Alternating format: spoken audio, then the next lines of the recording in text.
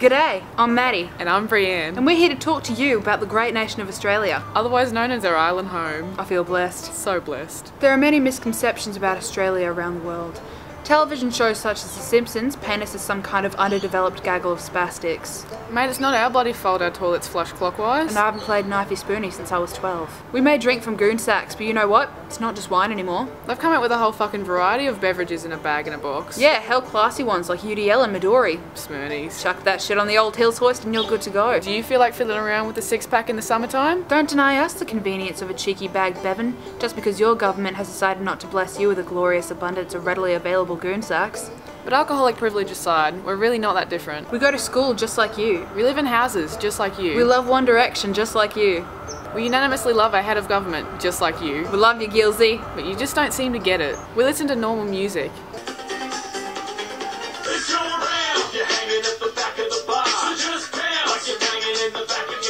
We read normal books. That looks absolutely delightful. I always wanted to eat a goanna. We eat regular food, not shrimp or kangaroo. Maddie, what do you want for breakfast? Bloody I don't know, Dad. Oh yes! Melbourne, Sydney, Hobart, Brisbane, Nunawading, Kwinana, Maroochydore, Manangatang. Yungaburra. We don't even talk weird, so I really don't know what you lot are fucking on about. You bloody drongos. Got Buckley's chance of that shit holding up once you fang yourselves down here and take a squiz for yourselves. The most ridiculous thing I've heard is that some of you pussies are scared to come here because of our wildlife. Australian fauna is harmless. Who doesn't love to cuddle a platypus? Mate, there is no greater joy in this life than seeing a frill-neck lizard on the run. Fucking oath. Man up, you northern bastards. Who's ever been mauled by an echidna? And when was the last time a bilby skinned a tourist alive?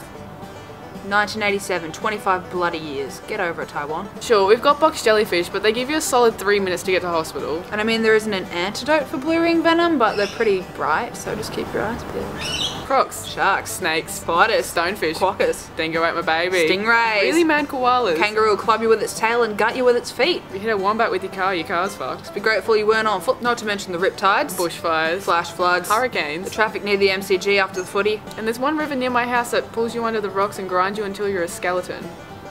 But that's all easy enough to avoid. We've done it so far. However, as glorious as it may seem, being Australian is actually a lot of hard work. Sure, 98% of the time it's beer, beach and bitches, but this sunburnt land harbours a dark secret. 1 in 8 Australians will be directly affected by drop bears in their lifetime, whether it be by personal attack, loss of a loved one, or by being forced to watch as an unsuspecting tourist is dragged deep into the bush and devoured limb by limb. It has been our cross to bear for too long, and it is time the Australian people spoke out against this shadow that has been hanging overhead since Captain Cook first set foot on this blessed soil. Despite their name, much like their cousin the koalas, drop bears are not actually bears. Similar to the koala in facial structure, drop bears can grow up to 5 times larger. And are most active in the late afternoon, plummeting from treetops to ambush their prey. Drop bears will either charge at or directly drop on their targets, a trait upon which their name was based. They are found mainly in central and northern Australia, so it is relatively easy to cover up tourist deaths by blaming it on other harmless native animals like the crocodile or bull shark. Dingo ate your baby? Sure it did. If that dingo weighed 120 kilos and pounced out of a tree.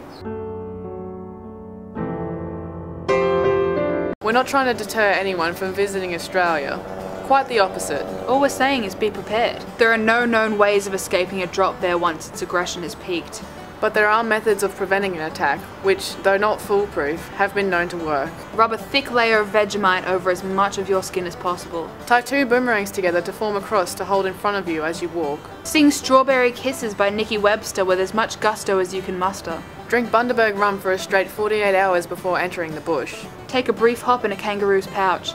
This may seem like a cute idea, but the inside of a kangaroo's pouch is like an armpit full of mucus. This mucus, once applied to your skin and hair, will most likely repel not only drop bears, but also that German backpacker from your hostel who smells way too much and keeps inviting you on pub crawls. And whatever you do, don't look up. Once you make eye contact, it's all over. So come on down and experience all that Australia has to offer. We're a friendly bunch, so don't be shy, you wankers. And there's nothing to be afraid of, at least as far as the Board of Tourism is concerned. So grab your togs, grab a mate, and chuck some grog in the esky. And remember, when you're down under, don't look up.